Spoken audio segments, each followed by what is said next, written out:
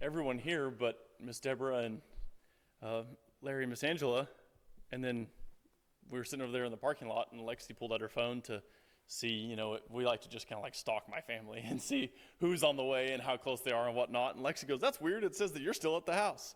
And all of my notes were still at the house. So we bolted out of there, and it turns out the non-church world, they're still doing Sunday drives because everybody from here to there and back again was doing 10 miles under the speed limit. And yeah, I wasn't trying to break any records or anything, but I was kind of in a hurry, and nobody else was. But that's Kelly met me out in the parking lot, and he goes, "They're already on the second song, hurry up." But it would have been fun to see how many songs Joe could just kind of keep us going until I got here. But I have to say first, before I get started, today is Lexi and I's 6th wedding anniversary. So if you walk past her on your way out of here, slap her on the back and congratulate her for all of her hard work and patience and things like that, and wish her more of that in the coming years. It's been a long, grueling 6 years of blood, sweat, and tears and all of that. But so anyway, there's that. I said it. I've listened to a handful of people give lessons, and it's kind of funny to think about if you would kind of pile up the vast majority of any of the lessons or the talks I've ever heard. I would say like 95% of them have come from this podium, and it's funny to stand here and get the opportunity to talk to you guys. It just kind of time flies kind of in a funny way, and it feels funny to stand here and talk to you guys. And I was thinking about all of the men who have spoken to us over the years, and why any of us ever decide to speak. And I guess I came to the conclusion that you're kind of looking for the way to make us all feel a certain way, is what I feel anyway. I like to think about the way that a message may have made me felt at the end of the day. And you have your fire and brimstone lessons that maybe make you feel guilty or ashamed or whatever, and you have lessons on love, and they make you happy or inspired whenever you're leaving. And some lessons can bring feelings of nostalgia, or like this morning, Larry, he had like everyone on our row either bumping each other or looking at each other when he talks about terrible bosses or unruly kids and things like that. That's just fun. And I'd like to think that my message this evening would make this congregation feel good. Hopefully. That's my plan anyway. I'd like to do a little bit of reminding and about verses that I feel like we're all extremely knowledgeable about and comfortable with, and hopefully remind you guys that this is a good congregation of people. And I'd like to kind of say, as I'm just kind of looking around, kind of like to make doubly sure, there's not a stranger in this room to me. And that's why I can say I think this message would make us feel good, because there's no one in here that I don't kind of know about. I don't know what you guys are doing and your tendencies and things like that. I feel like I'm pretty familiar with the way that we're interacting with one another in this room. And a stranger who might be sitting in here with us would think this is kind of a guilt trip message on tithing or whatever. Make sure you give extra to the church to get out of purgatory faster and things like that. And which, we know that word's not even in the Bible. I think it was invented in like the 1200s or whatever. But so I wanted to talk about giving. That's the idea, is giving, and some of the consequences of doing so. And but I got to thinking, and sitting in this room, we're a blessed people. Amen. We're very blessed.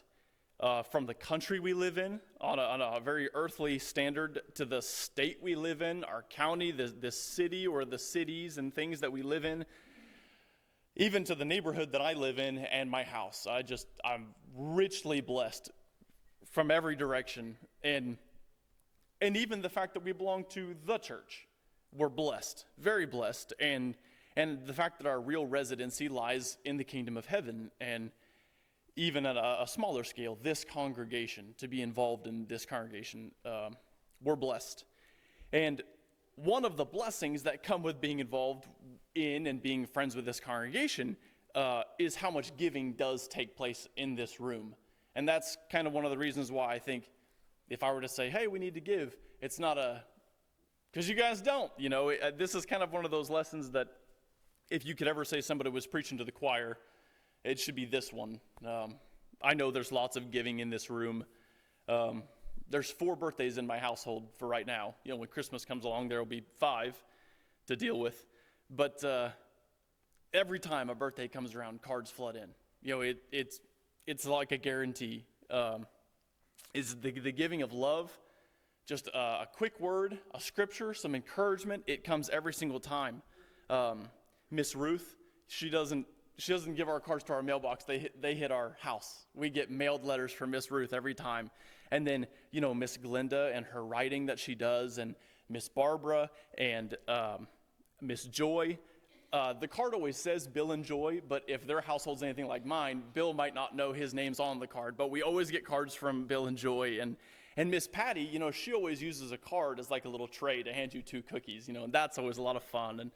And I just, Dennis gave me a half a rack of ribs on Wednesday. There's lots of giving, and how many different people in this congregation always get my kids' stuff. You guys stop getting my kids' stuff, or giving them candy. We can stop that one too. But it's really not. It's not about what my family specifically gets. We see just giving in general. We see lots of rides to our friends to church and things like that, visits to the hospital and phone calls and things, and just our prayer list of reminding each and every one of us to give some time to our brothers and sisters. This is a giving congregation, and even if you try to be secretive about it, people love to tell the eldership, and then they will announce it, anyway, and make sure that everyone knows that this is a giving congregation. So if, oh yeah, that was my note. Yeah, this is the preaching of the choir thing. This lesson should be a lot like me telling you guys you should be here tonight. You are. So good job. You're already ahead of me on my talk tonight. But I wanted to bring a few pretty familiar verses to our attention and giving in general, and just how the Lord delights in these things. And I really thought pretty hard about doing a PowerPoint for this one, because there's like a million giving Bible verses, and I've got like half of them, I feel like. And so it's going to be a little rapid fire, and there's a couple areas where I'll read some more, and then hopefully I'll have you guys open your Bibles with me. But my first one is just as simple. Proverbs chapter 3, verse 27 says, "Do not withhold good from those to whom it is due, when it is in your power to do it." That's a pretty easy one. There are some proverbs and there are some commandments that we have that I feel like are a little harder, but it's not very hard to share with and give good to those people who are due it. And in a couple minutes, we'll kind of bring up the people who aren't due, and I feel like there's a lot more of them out there. But in Hebrews chapter 13, verse 15 and 16, verse 15 says, "Through him, then, let us continually offer up a sacrifice of praise to God, that is the fruit of lips that give thanks to his name." And I'd like to kind of jump in the middle of that. The reason why we're giving thanks in this very specific situation is in James chapter 1, verse 17, tells us that every good thing is given, and every perfect gift is from above, coming down from the Father of lights, with whom there is no variation or shifting shadow. So if we move into our second verse, verse 16, "Do not neglect doing good and sharing, for with such sacrifices God is pleased." He supplies us the opportunity to do that, and he is pleased whenever we take that opportunity. You thank God for your good things, and then you turn and share them. 1 Timothy chapter 6, verses 17 through 19 tells us, "To instruct those who are rich in this present world not to be conceited, or to fix their hope on the uncertainty of riches, but on God, who richly supplies us with all things to enjoy. Instruct them to do good, be rich in good works, to be generous and ready to share, storing up for themselves the treasure of a good foundation for the future, so that they may take hold of that which is life indeed." This verse pretty clearly says riches, but I think it's pretty obvious it's not only about money. We're told it doesn't matter what we're rich in, but to be good to be rich in good works. If you're rich in your ability to pray, offer a prayer for somebody. If you can sing, sing out with us and offer encouragement to your brothers and sisters. Look at your wealth around you and then look for someone you can share it with. I wanted to read a passage out of 2 Kings chapter 7. If you wanted to turn there with me and read along with me. Our friend that came and spoke a couple times for us, Hayden, who took his job in Florida, I got to listen to a message that he gave to the Porta Church, and he used this area in 2 Kings chapter 7 for evangelism and sharing or giving the message of Jesus to the world. It was a really good lesson. He did a lot better than what I'm going to do, but I think this same idea can apply to what we're talking about. And now I have to move over there. My Bible's in the car. So in 2 Kings chapter 7, starting in verse 3, if you'd read with me. And there were 4 leprous men at the entrance of the gate, and they said to one another, "Why do we sit here until we die? If we stay, we will enter the city. Then the famine is in the city, and we will die there. And if we sit here, we die also. Now therefore come, and let us go over to the camp of the Arameans. And if they spare us, we'll live, and if they kill us, we will but die." They arose at twilight to go to the camp of the Arameans. And when they came to the outskirts of the camp of the Arameans, behold, there was no one there. For the Lord had caused the army of the Arameans to hear a sound of chariots and a sound of horses, even the sound of a great army. So that they said to one another, "Behold, the king of Israel has hired against us the kings of the Hittites and the kings of the Egyptians to come upon us." Therefore they arose, and they fled, their tents and their horses and their donkeys, even the camp, just as it was, and fled for their life. When these lepers came to the outskirts of the camp, they entered one tent and ate and drank. And they carried from there silver and gold and clothes, and they went and hid them. And they returned and entered another tent, and carried from there also, and went and hid them. But then they said to one another, "We are not doing right. This is the day of good news, but we're keeping silent. If we wait until the morning light, punishment will overtake us. Now therefore come, let us go and tell the king's household." So they went. They brought the good news to the kingdom that was surrounded and in severe famine. They could have plundered everything. They could have brought it back to the city to sell. They could have still brought all the good things to the city, but they could have benefited from it for themselves. They could have received this blessing from God and hoarded it to themselves, but they realized that when God bestows a blessing of abundance, you're not doing right by hiding it for yourself. They were given a surplus of blessings, and they knew it was right to share and not to withhold. In the book of Mark chapter 12, verse 41 through 42 says, "And he sat down opposite the treasury," being Jesus, "he sat down opposite the treasury and began observing how the people were putting money into the treasury. And many rich people were putting in large sums. A poor widow came and put in 2 small copper coins, which amount to a cent. Calling on his disciples to him, he said to them, 'Truly I say to you, this poor widow put in more than all the contributors to the treasury, for they all put in out of their surplus. But she, out of her poverty, put in all she owned, all she had to live on.'" If you kind of put that story in your back pocket, I know we're very familiar with this one, but this story is very similar, in my opinion, to the story we hear about the generosity of the Macedonian church.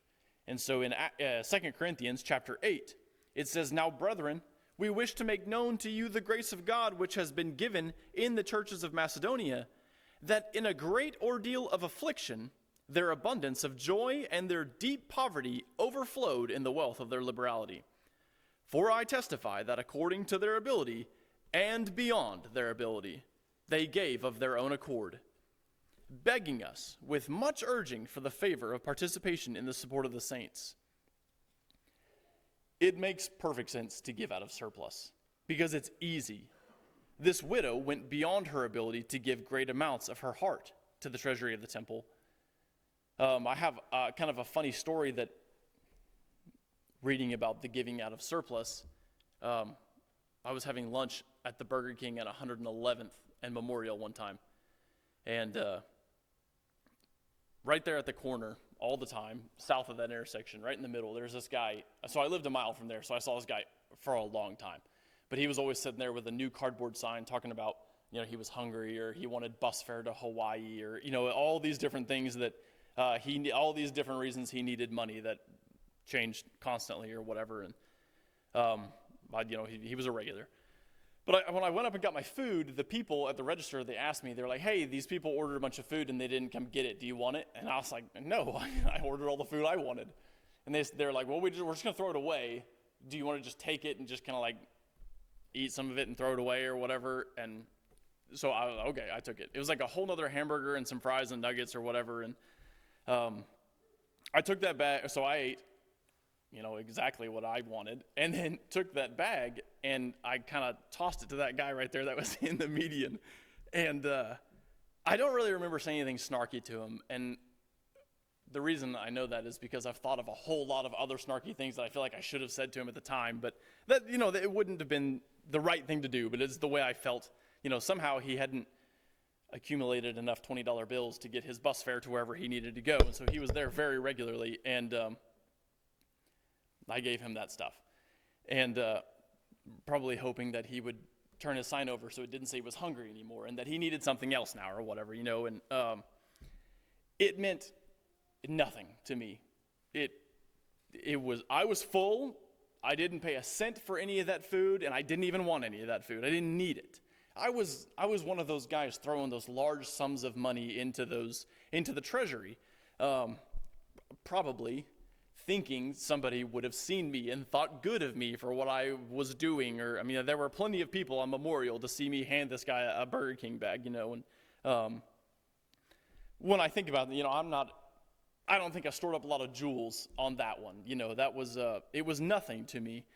And when you think of the Macedonian church, they dug down to their ability and then they dug for more. And the widow and the 2 pence as well, kind of like Larry's lesson this morning, these people in their affliction found the answer to the question, how can we use this to bless others? And I should have searched through what ability that I had and then dug more to find something for that person, something to say, a relationship or something, and I didn't. I gave out of surplus, and an amount that was nothing to me really, and neither of us were better for it, even though he got a lot at the time. And I definitely see the hollowness in giving out of surplus for nothing. And I don't know if you ever kind of heard the phrase, give till it hurts, and I think it's kind of a popular one or whatever, but I know I don't have to convince you that there are some people out in the world that it hurts a lot to not give very much at all to. And I kind of wanted to segue into our enemies. That's a difficult one to give to, but we know that in Luke chapter 6, verses 27 and 8, it says, but I say to you who hear, love your enemies, do good to those who hate you, bless those who curse you, and pray for those who mistreat you. And when I hear pray for those who mistreat you, there's a song, I don't know, it was kind of popular for a while or whatever, but this fella, I think his wife leaves him, and he writes a song about how he had prays for her every day. And it's a really catchy song, and he says, I pray your brakes go out going down a hill. I pray a flower pot falls from a windowsill. And that's not the praying that we're instructed to do for those who mistreat us, no matter how hard it is to do, because later, the very next verse, 28 and 29 says, bless those who curse you, pray for those who mistreat you. Whoever hits you on the cheek, we know that we're to give to them the other cheek. And whoever takes away your coat, do not withhold your shirt from him either. And continuing on, it says, give to everyone who asks of you, and whoever takes away what is yours, do not demand it back. Treat others the same way you want them to treat you. If you love those who love you, what credit is that to you? For even sinners love those who love them. And if you do good to those who do good to you, what credit is that to you? For even sinners do the same. If you lend to those from whom you expect to receive, what credit is that to you? Even sinners lend to sinners in order to receive back the same amount. but love your enemies, and do good, and lend, expecting nothing in return, and your reward will be great, and you will be sons of the Most High, for he himself is kind to ungrateful and evil men. Be merciful, just as your Father is merciful. I don't think any of that includes praying that their car breaks down or anything at that point in time, but no matter how that might make you feel at the time. But I remember quite a while back, I was talking with Miss Lori, and she was talking about spending time with Margaret Campbell. And she said something about Margaret that had always kind of stuck with me. I'd never heard anyone say it just like this, but she told me, she said, that Margaret, she's just a joy to do for. And I thought, there are people who are a joy to do for. And that's a blessing to us. It's nice to do something and to feel good about it. But there's people who aren't. And I think it's important that we're a blessing to them. And it's not so much about us all the time. And Luke chapter 6 verses 38 says, give and it'll be given to you. They will pour into your lap a good measure, pressed down, shaken together, and running over. For by your standard of measure, it will be measured to you in return. And the best reason I have to take that really seriously is the fact that I'm not always a joy to do for. I know for a fact. And I try hard to be, but I can have a bad day. Anybody can have a bad day. Or even more innocently than that, I think there's misunderstandings out there, simple ones. And how I'm treating somebody during a misunderstanding, that's very important to how I may be treated in a misunderstanding. And I heard a fellow once say, never attribute to malice what is almost always ignorance. And I've got a lot of that. But with my standard of measure, I try to look for the benefit of doubt in folks. I think that's a safe thing to do, because I've got a lot of ignorance that people could be attributing to malice often. And I hope I've been merciful to other ignorant people. We flock together, and I need mercy. And that's for sure. And so I need to have a ready supply of mercy to give on hand for misunderstandings. Our forgiving of forgiveness is very important to us and to God. And if you remember in Matthew chapter 18, we have the slave who he owed a lot of money to his king. And the king wanted to settle their accounts, and he called the slave and asked him to repay, and he said he couldn't, and the king wanted to sell him and his family into slavery to pay back what he owed. And he bowed down to him, and he begged for forgiveness, and he really just begged for time. He said, I'll do it, just give me time. And the king decided instead to be so merciful that he just forgave him of his debts. And then we know that just later, that guy walked outside, found someone who owed him $20, nowhere near what he owed his king, and choked him and had him sent to jail so that he could get his money back. And when the king heard about it, it said that he was handed to the New American Standard says, handed him to torturers. The King James uses the word tormentors, until every cent was paid back. And Matthew chapter 18:35, the very end of that story says, my heavenly Father will do also the same to you if each of you does not forgive his brother from your heart. And I think very much so the very same message in Mark chapter 11. Whenever you stand praying, forgive, if you have anything against anyone, so that your Father who is in heaven will also forgive you of your transgressions. But if you do not forgive, neither will your Father who is in heaven forgive your transgressions. When you consider giving to others, remember to dig down into the depths of your ability, and then dig a little more for your ability to forgive and to go beyond, as our merciful Father has done for us. Ephesians chapter 4, verses 23 and 24 says, and that you be renewed in the spirit of your mind, and put on the new self, which in the likeness of God has been created in righteousness and holiness of the truth. Skipping a few verses, 4 verses down in 28, it says, he who steals must steal no longer. So when you've put on your new self, you stop stealing. And the reason you stop stealing is you must labor, performing with your own hands what is good, so that you'll have something to share with one who has need. This is what we do when we put on our new self. I kind of think of, stealing. The first thing I think of is David and Bathsheba and Uriah. I think of Nathan, coming before the king in that moment when he tells David, "Thou art the man." And in 2 Samuel chapter 2 Samuel chapter 12, verses 7 and 8. This is a verse that I think about a lot because of just personally how much I know I've been blessed, and I really am blessed every single day. So verse 7 of chapter 12, Nathan said to David, "You are the man." It's very more popular for us to say, "Thou art the man." It says, "Thus says the Lord, the God of Israel, it is I who anointed you king over Israel, and it is I who delivered you from the hand of Saul. I also gave you your master's house and your master's wives into your care, and I gave you the house of Israel and Judah. And if that had been too little, I would have added to you many more things like these."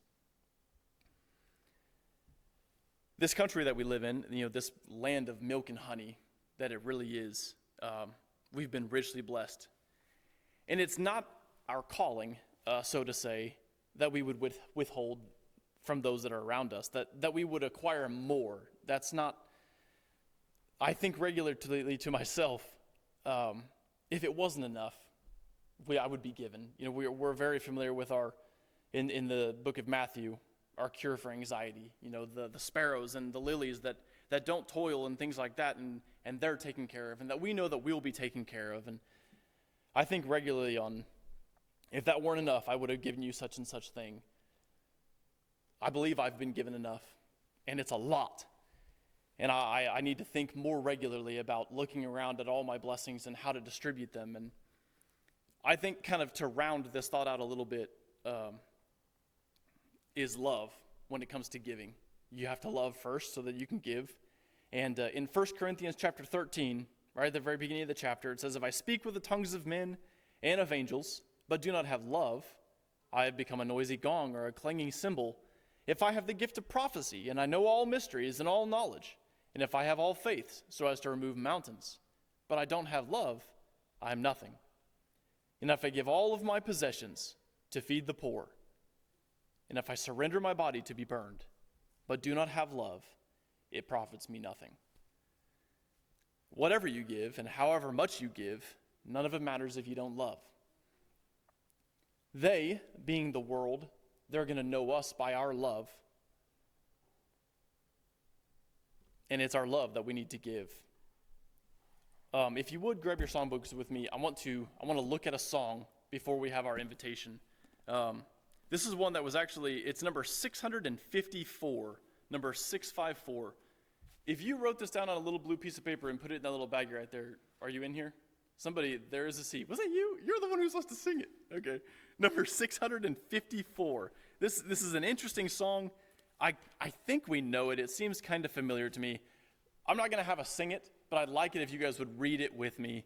I practiced it a lot, and I decided I'll just have you guys read with me if you would. It says, "There is a sea which day by day receives the rippling rills, and streams that spring from wells of God, or fall from cedared hills.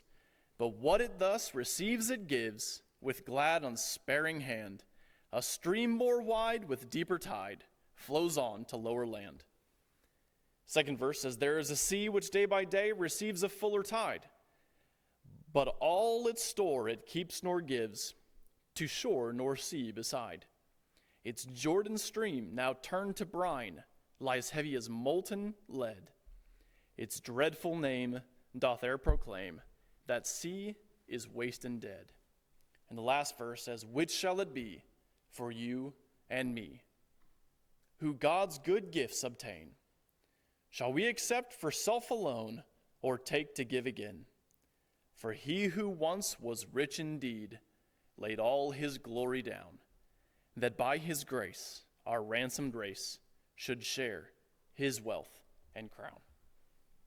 I think that's a really neat song. I love songs that are almost a lesson or a thought in themselves. And there's a proverb, Proverbs 11. verses 24 and 26 says there's one who scatters and yet increases all the more, and there is one who withholds what is justly due, and yet it results only in want. The generous man will be prosperous, and he who waters will himself be watered. He who withholds grain, the people will curse him, but blessing will be on the head of him who sells it. Which will it be for you after tonight? Like I said, this room is absolutely full of givers, full of hearts overflowing with generosity to one another, and I love you guys. You guys give a lot to me, and I appreciate it a lot. And I want to show that to the world better in my life from now on. Hopefully you'll join me. Hopefully you don't feel like you need to. Hopefully I'm well below you in that. But hopefully we'll think on this more and looking at all of our blessings that we have and looking at our ability to give and going beyond that, maybe potentially to show our love, the love that we have for one another to the world. And I know that would be valuable to anybody in the world who's not a member of a church like this one specifically. They have no idea what they're missing out on. But this lesson is now yours. I thank you guys for always giving me your kind attention. And if you have any need at all, this is the room of people to make it known to. I believe this room can reach beyond its ability to give prayer and love and encouragement in the face of anything that could trouble you and anything that could trouble us. We're all here for you. We're here for one another. If you have any need, won't you please come while together we stand and while we sing.